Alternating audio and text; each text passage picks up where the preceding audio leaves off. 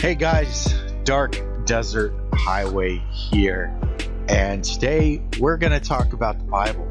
That's what this channel is all about, starting a conversation, because I think about these things daily.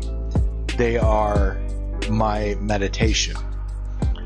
Instead of investing myself in the thoughts of darkness and sin and having fantasies about what the flesh wants, what I try to think about on a daily basis throughout my day is the things of the Lord. You have to remember that the Lord can hear your thoughts. We discussed that in an earlier Bible study about how there are no secrets. The thoughts of our mind are broadcasting, and the Lord can hear them. So we don't want to be meditating on evil things. And we don't want to make our thought life ugly, detestable, and sinful, because that's how it goes. You get these ideas, and then you fantasize about it, and you eventually it manifests in your life that you go and you complete what you've been thinking about. So let's go to James chapter 1, verse 12 through 15. Says, "Then after desire has conceived, it gives birth to sin. And when sin is fully grown, it gives birth to death." So it starts with our own desires. It starts with our thought life. And after our thought life becomes a physical reality and we act on it, it gives birth to sin. And when sin is fully grown, it gives birth to death. So let's go up to 13. 12. Let's go up to 12. "Blessed is the one who endures trials." Well, is it really a trial to have a thought? And I would say absolutely. What happened in the Garden of Eden was the exposure to the knowledge of good and evil. So knowledge being the thoughts that we have, right? So when Adam and Eve took part of the tree of the knowledge of good and evil, they became aware of good and evil. They had the knowledge of good and evil, and they had to bear that knowledge. So think of all of the evil things that you can know about, and that is the knowledge of evil. So the difference, the thing that's difficult is not acting on the knowledge. So we have the capability to know evil now. We know what that is. It's contrast to the good. We know both good and evil, and we must bear the consequence of knowing evil without actually acting on evil. We have to endure the trial of the knowledge of good and evil. Because when he has stood the test, blessed is the one who endures trials. Because when he has stood the test, he will receive the crown of life that God has promised to those who love him. So everything begins with the thought of something, and by meditating on the thought of whatever that thing is, it leads us to action, and action is where we sin. And since sin is alive, a living thing, like an element on the periodical table of elements, it's a thing, and it is what it is, and what it is sinful, and it must fulfill its own created purpose as sin to be sinful. So, and the full maturity of sin is death. Sin, when it is fully mature, gives birth to death, and then we die. So every time we sin, we're actually aging the process of death in our bodies. We're growing up into death by actively participating in our sin. And doesn't some sin immediately lead to death? And other sins over time, it slowly wears you away. So, 12, blessed is the one who endures trials, who endures the knowledge of evil, because when he has stood the test, he will receive a crown of life that God has promised to those who love him. No one undergoing a trial should say, I am being tempted of God, since God is not tempted by evil, and he himself doesn't tempt anyone. But each person is tempted when he is drawn away and enticed by his own evil desire. What's your thought life like? What are we enticed by, and what desires do we have that we meditate on and fantasize about? Fantasies are a normal part of the human condition. We're able to create whole scenarios in our head just by thinking about them. And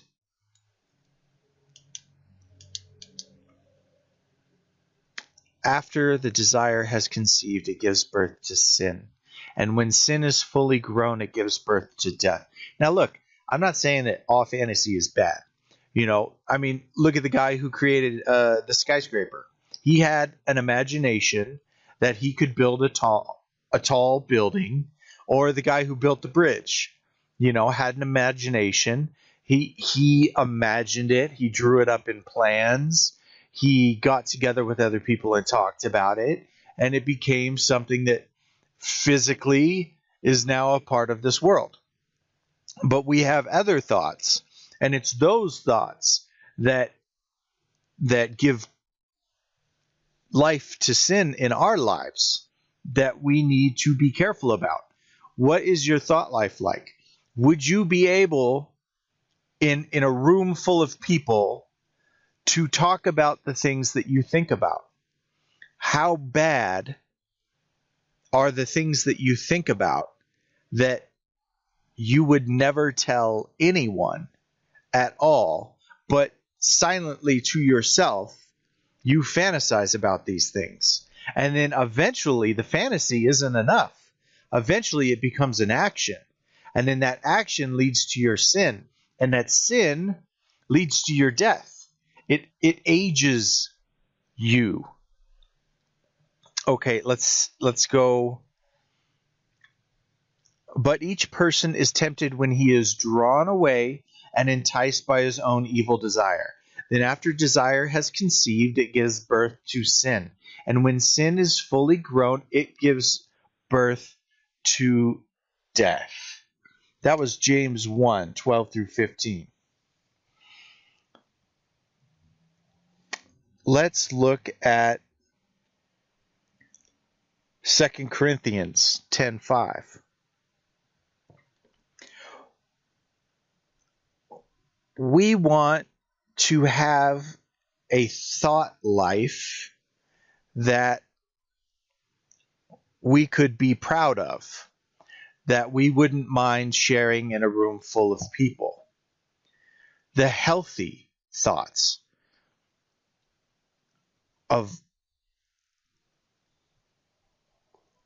it's the evil, sinful thoughts that wear us down, and then we eventually do them, and it destroys our lives.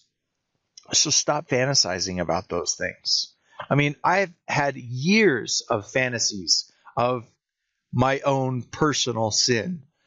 I just loved thinking about it. I loved thinking about getting what I thought about. And then, sometimes it would work out. And then other times the fantasy wasn't at all in real life what I thought it was going to be like according to my fantasy. It was horrible and it ruined my life. And it separated me from family members and it separated me from friends. And people thought, I mean, you know how many good things you could do in your life, and people always remember that one thing that you did that was bad, like that. Like that when you walk into that room, yeah, I did that thing. So, and it all started with our thought life. So 2 Corinthians 10:5.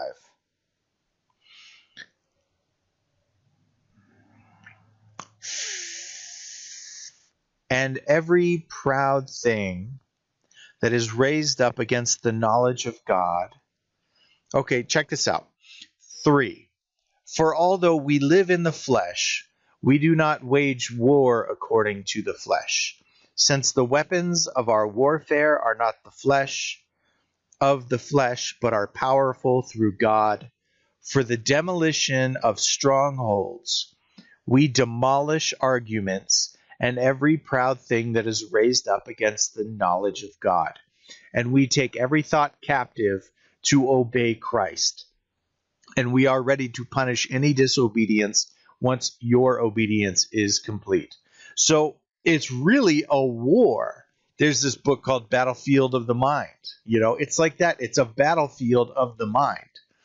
The thing is, okay, is we have knowledge of evil. The thing that we don't want to do is meditate on evil things. Because when we meditate on evil things, eventually we're going to go out and try and do something about it. And the consequence of acting on these evil imaginations, these evil fantasies, and will be sin. And that's where you need to take control of what you think about.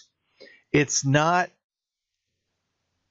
a physical war, but there are things that the enemy can do to persuade you through your thought life to act in a way that you would never act without a little push.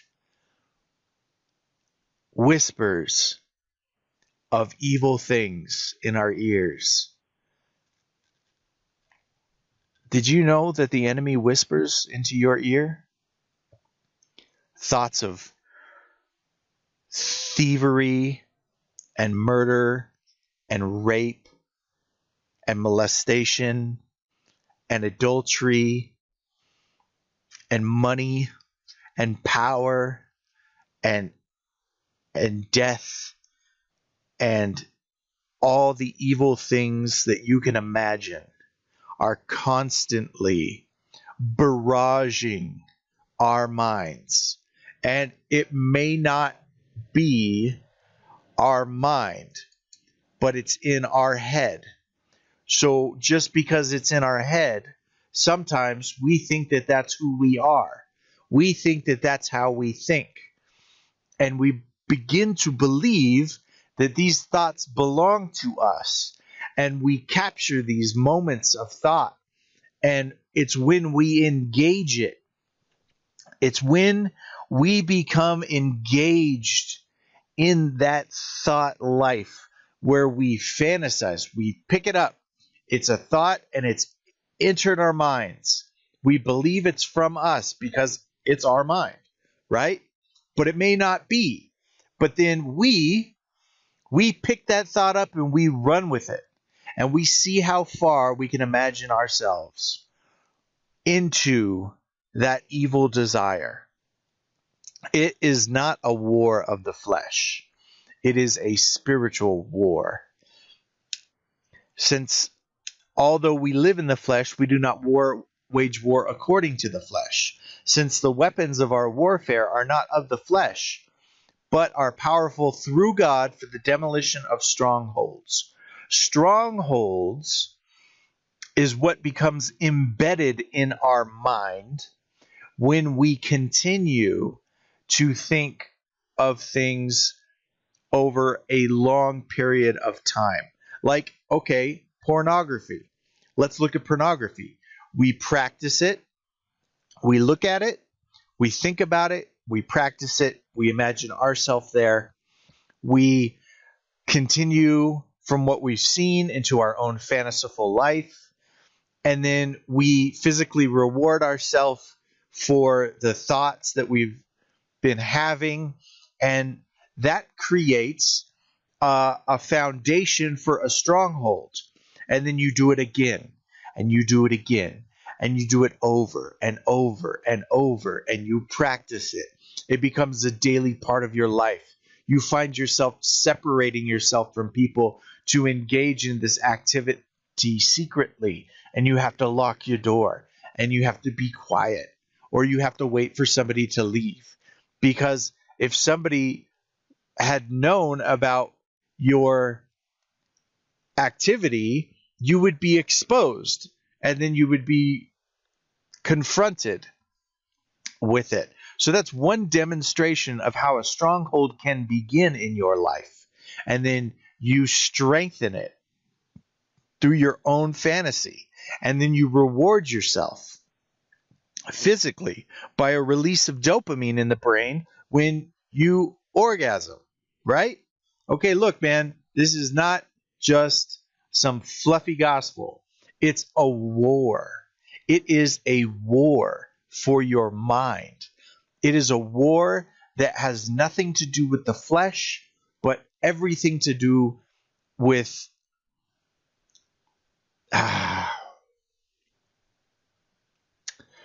4.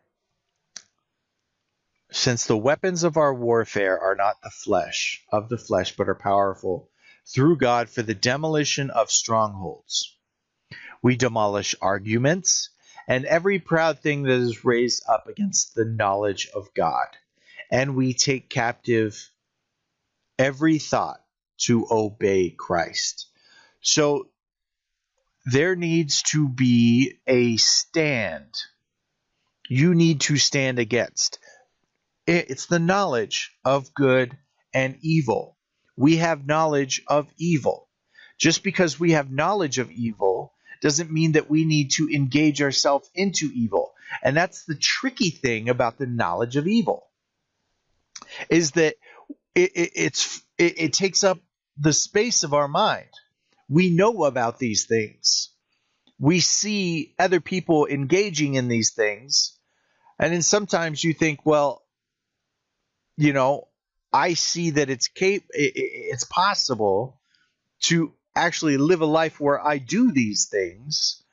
And then, like, check this out. Like, I was seeing something on the internet about this guy named Little Pump or whatever.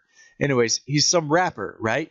And he's got songs about taking drugs all day and waking up with a bottle of whatever, and taking ecstasy, and he's got girls surrounding him, and he's holding up money, and he's got jewelry on, and it's a war against your mind, and you see other people doing it, and you're like, well, that's the life that I want. But in reality, it destroys you through sinfulness. It's a lure, man. It's a lure because sin will advertise itself. I used to go down the freeway and there was this advertisement for um, a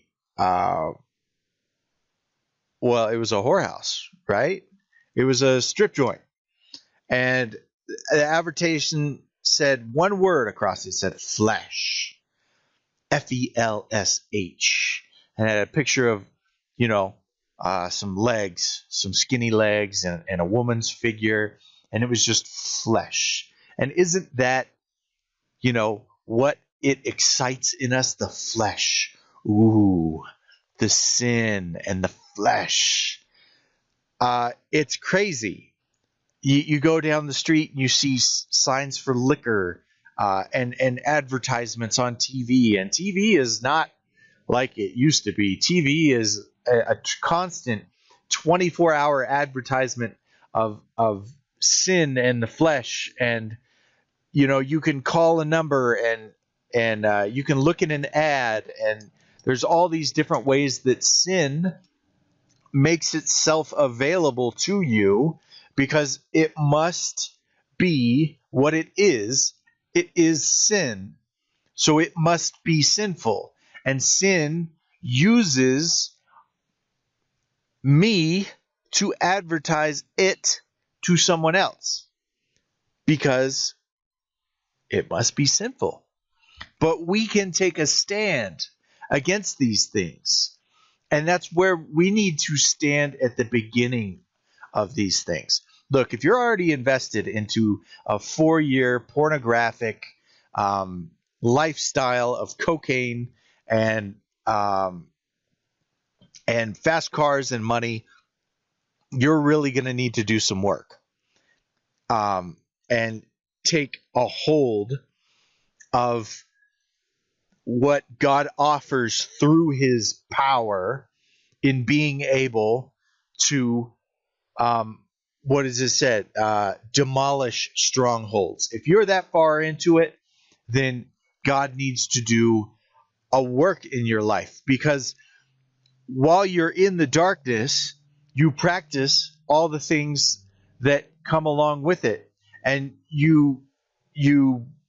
it takes your time, and that's what you do. When you're smoking some meth, you got your whole routine down. When you're with a woman, you got your whole routine down. When you're looking at trying to get into a married person's bedroom with them, you got your whole routine down. You've probably practiced what you're going to do so that you could be successful at it, right? Because the end goal is to satisfy that sinful urge. So you want to be successful at it. That means you need to practice it. And sometimes that's when God reaches into our lives and pulls us out and stands us up onto our feet.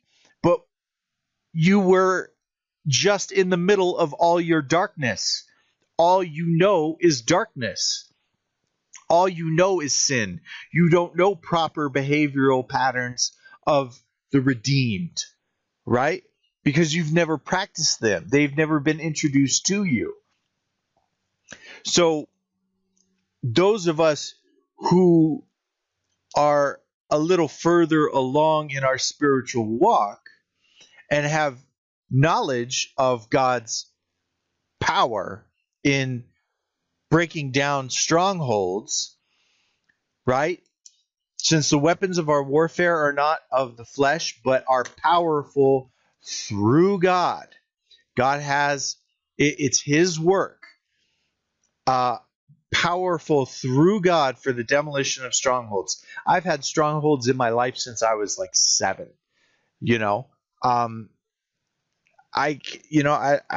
I'm uncomfortable with, like, how comfortable would you be walking into a room of strangers and just blurting out all the things that are in your head? You would never do that. Never. But that's what it's like in our relationship with God. You're basically just broadcasting, you're blurting everything out in front of all of the host of heaven, the angels, and the Lord, you are like you're like a radio station. It's a frequency. Your thoughts operate on a frequency, and a radio station is a frequency, right? So you vibrate. I mean, if you really want to get into it, everything is operating on a vibration. So you're broadcasting all of these things out. It's not secret. There's nothing secret. We've had that discussion before. So you want to take a hold of these things. And wouldn't you like to have a thought life that would be pleasing to God all the time? But there are those moments where, look at this, we demolish arguments and every proud thing that is raised up against the knowledge of God. So what are we combating in this war? Who is our enemy?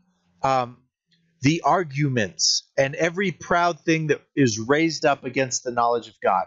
So we have the ability through God to demolish arguments that raise up against the knowledge of God and every proud thing that is raised up against the knowledge of God.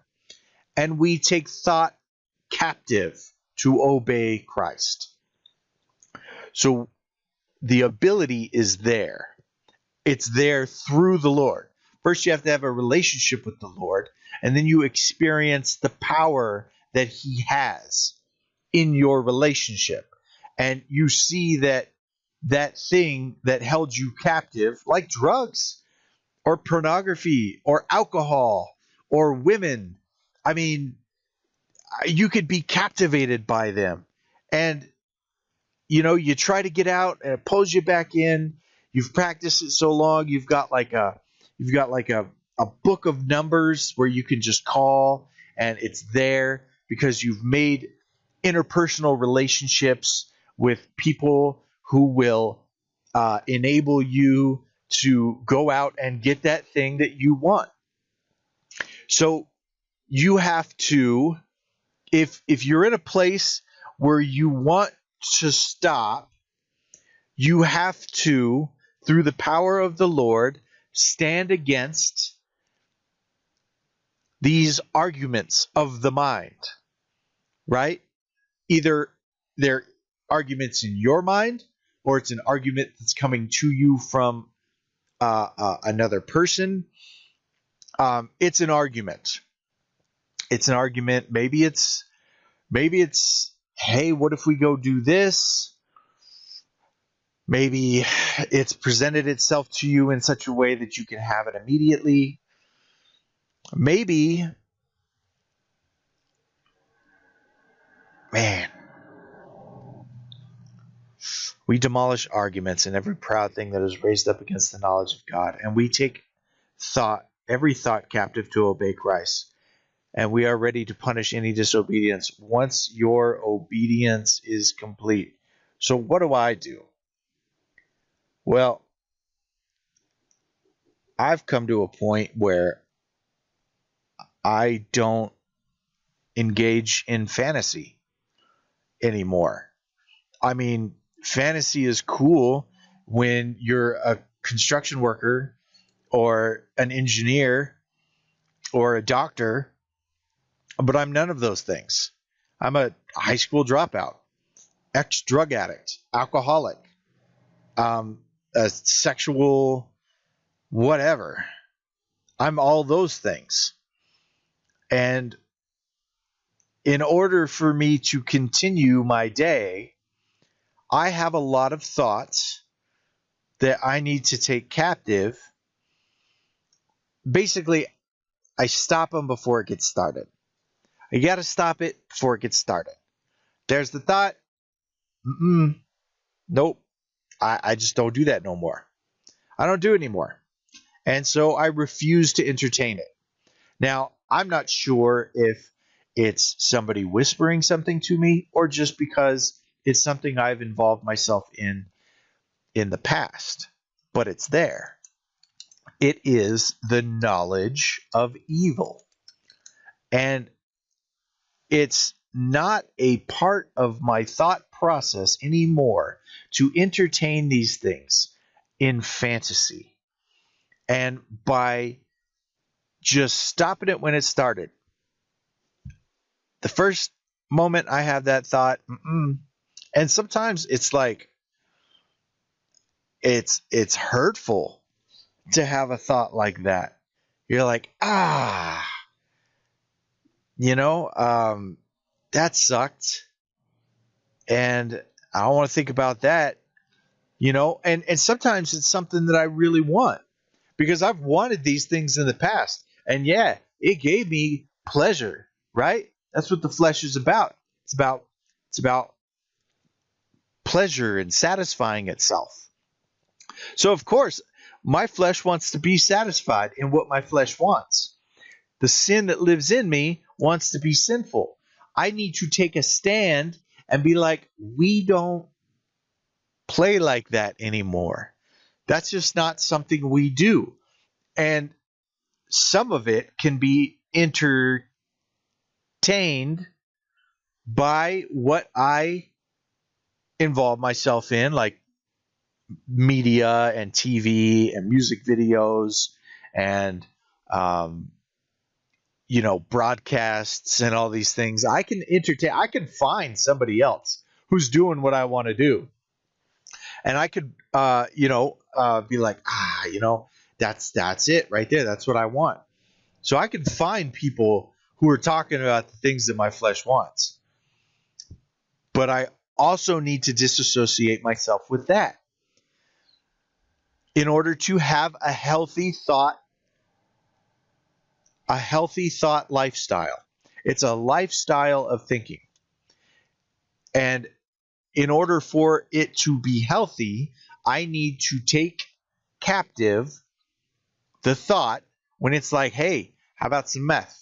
And then, it might even just be somebody comes up to you, right? Devil, the devil, he likes to make the first one's free. First one's free, first one's on me.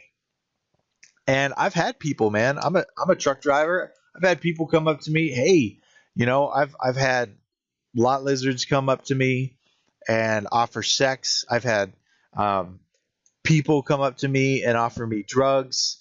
I go all across the United States. I've seen a lot, and there's a lot of people out there who are, not part of the godly lifestyle that I'm trying to have right now. I'm not trying to be godly. I'm just trying to knock off all the crap, So I cannot entertain you. I cannot entertain you, sir. And I cannot entertain that thought. I need to take a stand against that, against every proud thing that is raised up against the knowledge of God, and take every thought captive to obey Christ. So let's look at Romans 8. Romans 8, 5 through 18. For those who live according to the flesh have their minds set on the things of the flesh. But those who live according to the Spirit have their minds set on things of the Spirit. Now, the mindset of the flesh is death, but the mindset of the Spirit is life and peace. The mindset of the flesh is hostile to God because it does not submit to God's law. Indeed, it is unable to do so. Those who are in the flesh cannot please God. Yet, however, you are not in the flesh, but in the Spirit, if indeed the Spirit of God lives in you. If anyone does not have the Spirit of Christ, he does not belong to him. Now, if Christ is in you, the body is dead because of sin, but the Spirit gives life because of righteousness. And if the Spirit of him who raised Jesus from the dead lives in you, then he who raised Christ from the dead will also bring your mortal bodies to life through his Spirit who lives in you. Okay, so the flesh. I must not live for the flesh anymore. The things that it wants, the things that it knows about through the knowledge of evil, I cannot give myself permission to even fantasize about these things. It needs to stop where it started, in the mind.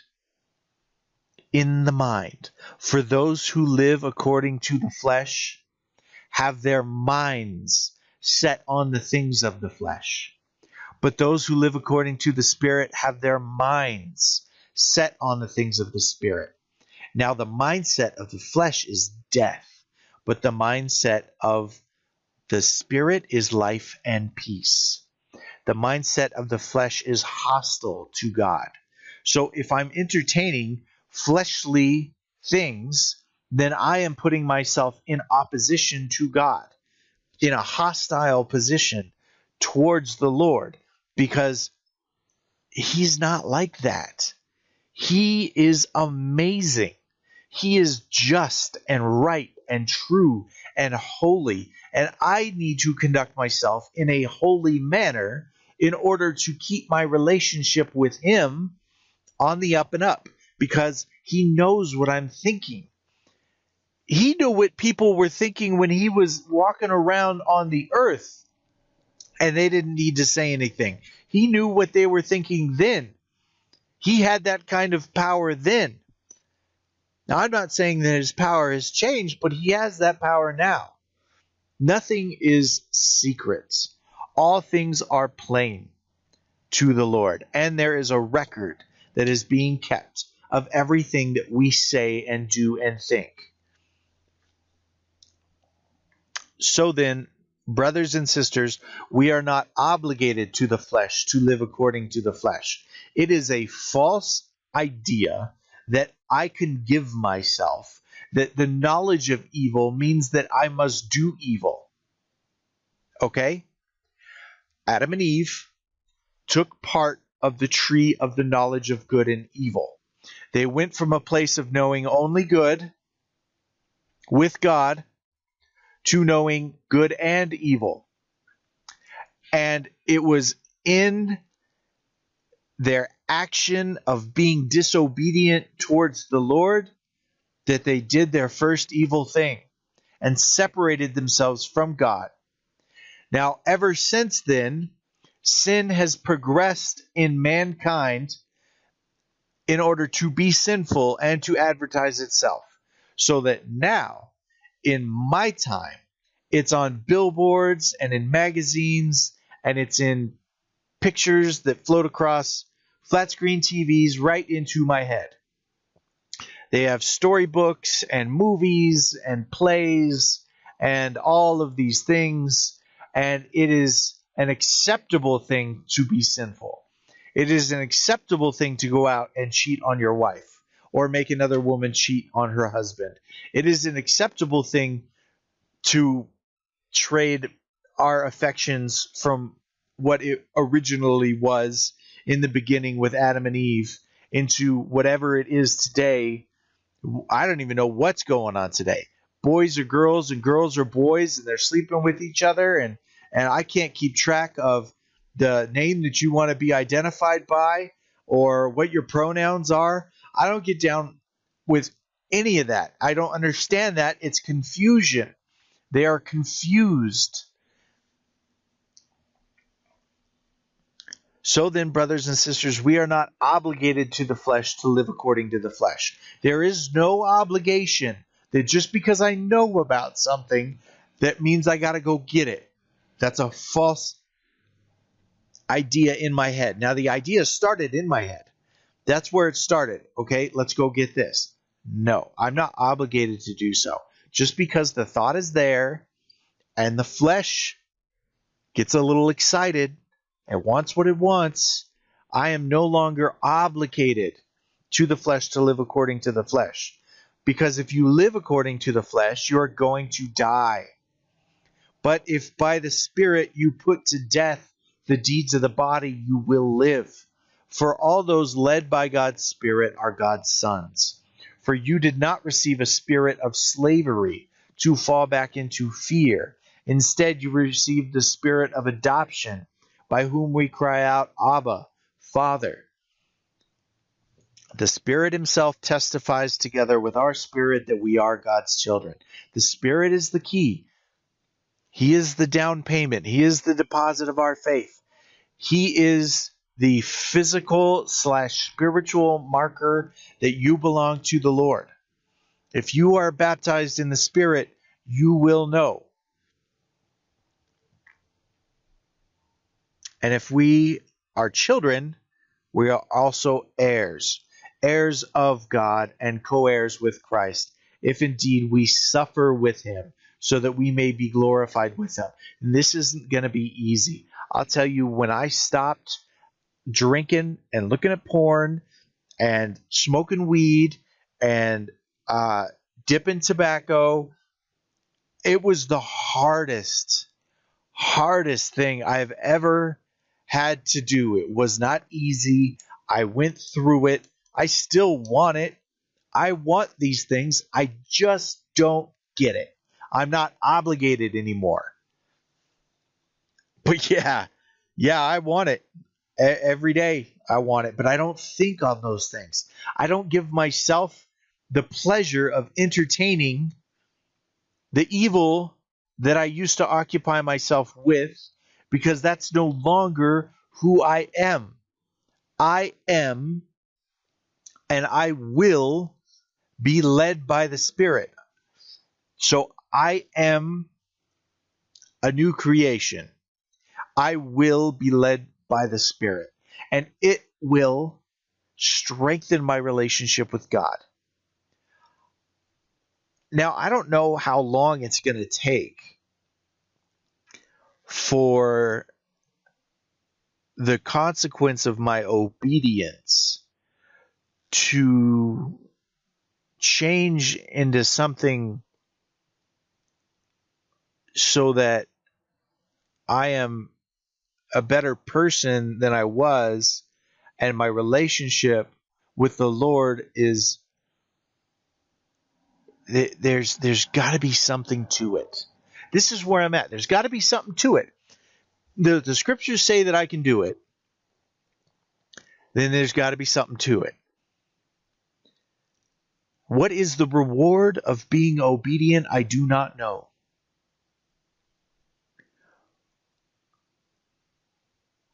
I do not know. The promise. All of the promises. But besides the promise, and there's so many, what is in a healthy relationship with the Lord? What wonderful reward is there when I stand my ground? Or will I be met with opposition? Will it just be a constant struggle with the silent self-satisfaction of being right with God?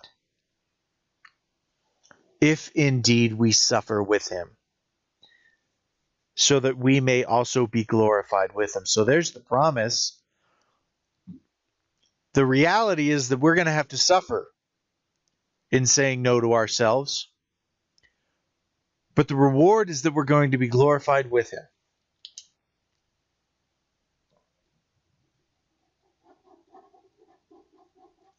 Let's look at Colossians 3, 1 through 10. Colossians chapter 3, 1 through 10. So if you have been raised with Christ, seek the things above, where Christ is, seated at the right hand of God. Set your minds on things above, and not on earthly things. For you died, and your life is hidden with Christ in God. So we're dead now. I'm dead to the flesh. I'm dead to the old men. I'm dead to the darkness that I was pulled from. I'm dead to all of that. And it's a process. Like I said, if all you've known is darkness, then that's all you've known. You must now learn what it is to be in God's light, to have life, and life that's in Christ for you to have today. But in order for you to do that, first you need to know about it. He pulls you out of the darkness. You're introduced to him. He introduces himself to you and gives you his word. You grow up through the word and you say no to the flesh. You die to the flesh. You live in the spirit and you're a bearer of promise. For you died, and your life is hidden with Christ in God. When Christ, who is your life, appears, then you also will appear with him in glory. Therefore, put to death what belongs to your earthly nature: sexual immorality, impurity, lust, evil desire, and greed, which is idolatry. Because of these things, God's wrath is coming upon the disobedient. And you once walked in these things when you were living in them. That's the darkness. But now put away all of the following: anger, wrath, malice, slander, and filthy language from your mouth. Do not lie to one another, since you have put off the old self with its practices and have put on the new self. You are being renewed in the knowledge according to the image of your Creator. So that's a lot of things. We must put to death what belongs to your earthly nature. Put away and put on the new self. You are being renewed in the knowledge according to the image of your Creator. So we are in the process of being renewed. Don't get discouraged if you can't knock it all out at one time. But take steps. Take a stand against something. And the flesh will probably be angry with you. Like, hey, hold on, wait a minute. What's all this? We're not getting this thing anymore. I get whatever I want when I think it. Don't tell me I don't get what I want anymore and there's a fight with the flesh. You know? Like when have we ever stopped ourselves from getting what we want? I'll tell you, the first moment of the thought of alcohol or drugs or women, I'd go get it. So what is this? We're putting a stop to something here, and you're going to start that battle, that suffering, that war that you're supposed to be involved in.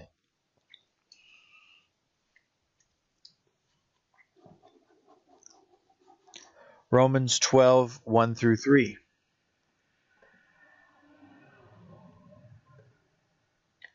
Therefore, brothers and sisters, in the view of the mercies of God, I urge you to present your bodies as a living sacrifice, holy and pleasing to God. This is your true worship. Do not be conformed to this age, but be transformed by the renewing of your mind, so that you may discern what is good, pleasing, and perfect will of God. So, be transformed by the renewing of your mind. It is a process. You start like a child, learning very basic things. But eventually, you're going to come to an age where it's now expected of you because you have matured. And if you're not standing up on your own by now, maybe the Father is going to have to intervene. And I'm not saying that it's going to be a negative intervention, but there will be a strong motivated push, right? There's going to be a strong push towards maturity at some point, because he's not going to allow you to sit there in an infantile stage of your Christian life. He is going to grow you up in understanding, in the knowledge of the Lord your God, and you're going to become responsible for it.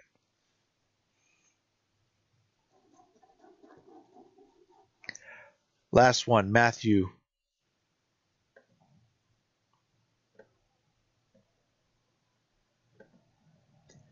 12:33.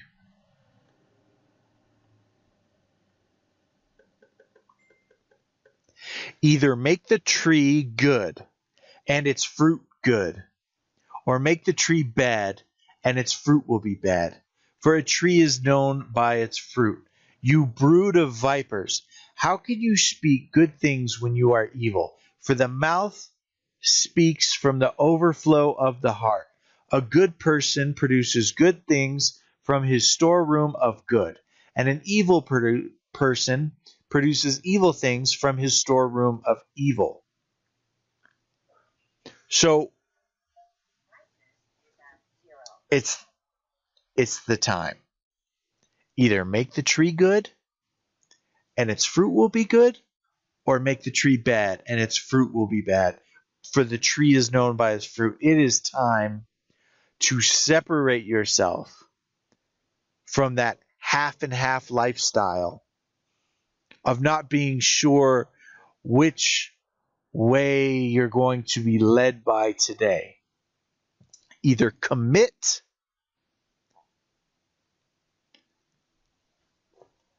not either commit, commit.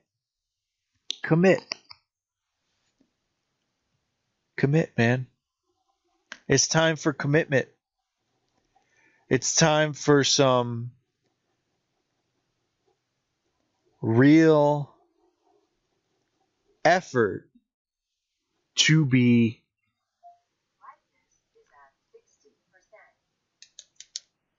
exercised in our thought life. So, stop entertaining and fantasizing about evil things. Your behavior will change because of it.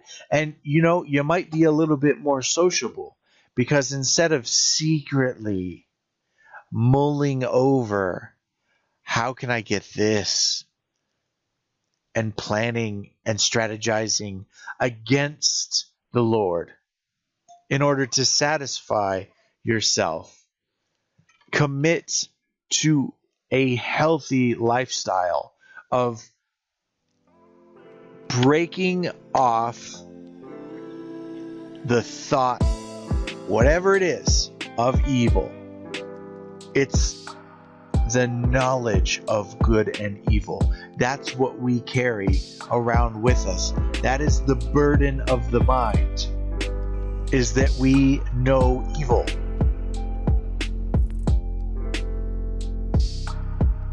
And that's what I got for today. All right. I hope you guys got something from this. I'll see you next time.